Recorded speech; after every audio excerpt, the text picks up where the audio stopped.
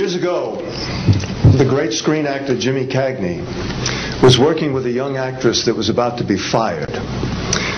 He went to the director and said, "Let me talk to her." And he walked over to the actress and he said, "Look, it's simple. You walk in the room, you plant your feet, look me in the eye, and tell the truth." The logo of the X-Files is "The truth is out there." The truth is out there. I'm going to paraphrase. The truth is in here. You're about to hear the truth. I'm an actor. My name is John Cipher. For 7 years, I walked through the door, planted my feet, and tried to tell the truth as Chief Daniels on Hill Street Blues, as General Craig on the hit sitcom Major Dad. I was 2 years on Dynasty. You're on Knots Landing. I've done 5 afternoon soap operas, 12 Broadway shows, and 20 films. One of the Broadway shows I did was the great musical Man of La Mancha on Broadway. I was Richard Kiley's original understudy. I sang the words to dream the impossible dream, to fight the unbeatable foe, to bear with unbearable sorrow, to run where the brave dare not go. I'm here to introduce your host this morning, Dr. Stephen Greer. He's a man who is running pell-mell where the brave dare not go. He was an emergency room physician. In fact, the director of emergency medicine at a major hospital in North Carolina. 3 years ago, he sat his wife and his 4 daughters down and said, "I've been doing this part-time, running after the truth, for 7 years now. Now I'm going to do it full-time." He walked away from all that money to pursue the truth. I always think of Hamlet's great line to Horatio, "There are more things between heaven and hell than are dreamed of in your philosophy, Horatio." I'm going to introduce a man who says, there are more things between heaven and hell than any of us have accepted. And I have the witnesses and the documents to prove it. Ladies and gentlemen, Dr. Stephen Greer.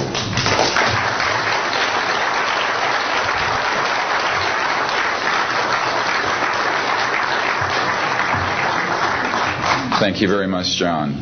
Members of the press, the American public, and people of the world.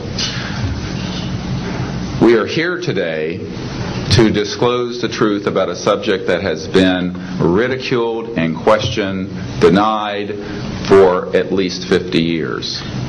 The men and women who are on this stage and the some 350 additional military intelligence witnesses to the so-called UFO matter and extraterrestrial intelligence can prove and will prove that we are not alone. I would like to thank Sarah McClendon, who is with us today, the famed White House correspondent, for her sponsorship of this meeting. Thank you very much, Sarah.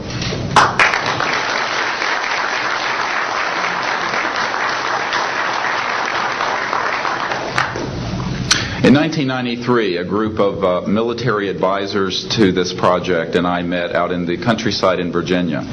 And we decided that it was time for civilians, military, intelligence, and other people to come together to disclose the truth about the subject which is called UFOs.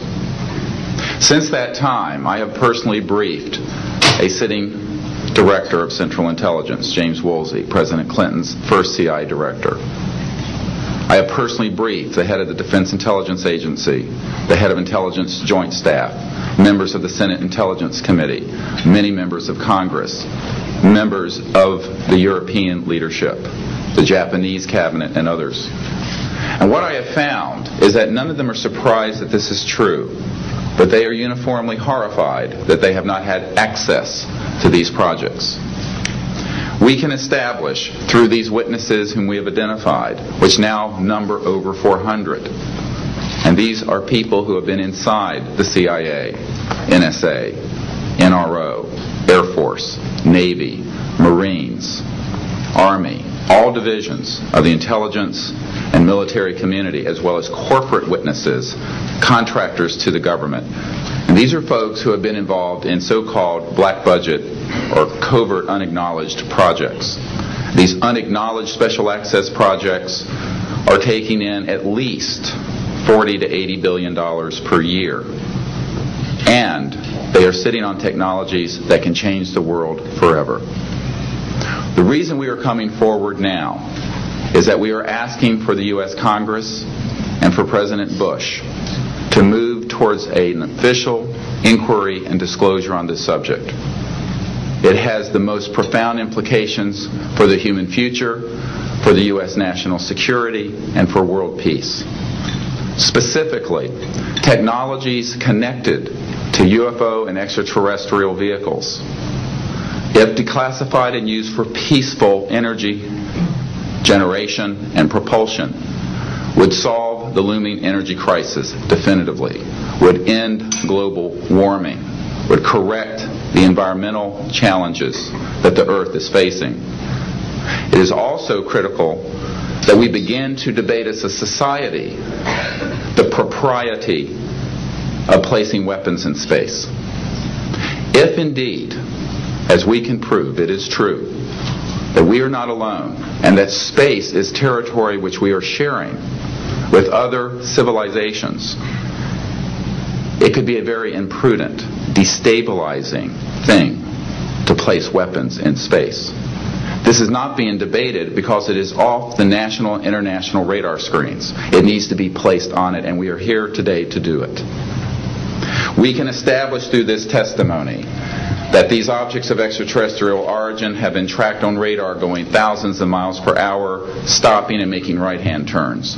That they use anti-gravity propulsion systems, which we have already figured out how they work in classified projects in the United States, Great Britain, and elsewhere. That these objects have landed on terra firma, at times have been disabled, and have been retrieved specifically by teams within the United States, that extraterrestrial life forms have been retrieved and their vehicles have been taken and studied thoroughly for at least 50 years. We can prove through the testimony and documents that we will be presenting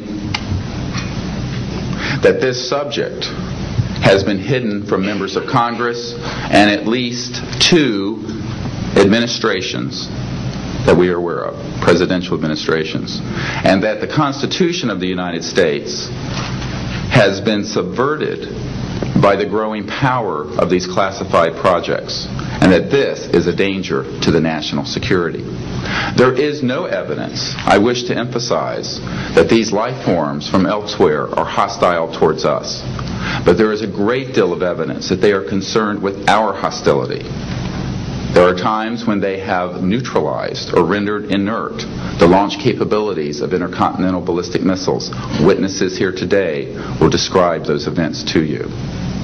They have shown clearly that they do not want us to weaponize space, and yet we are proceeding down that dangerous path.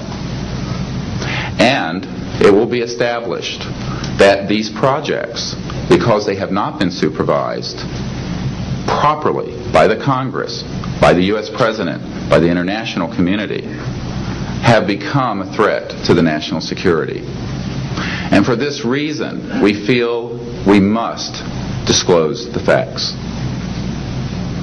This is the beginning of the campaign for disclosure. And in a memo that I wrote to President Bush last week, I've stated that this campaign will persist until our goals are met. And they are as follows: that we have open, honest hearings on the subject in the U.S. Congress, that there be a permanent ban on the weaponization of space or the targeting of any objects of extraterrestrial origin,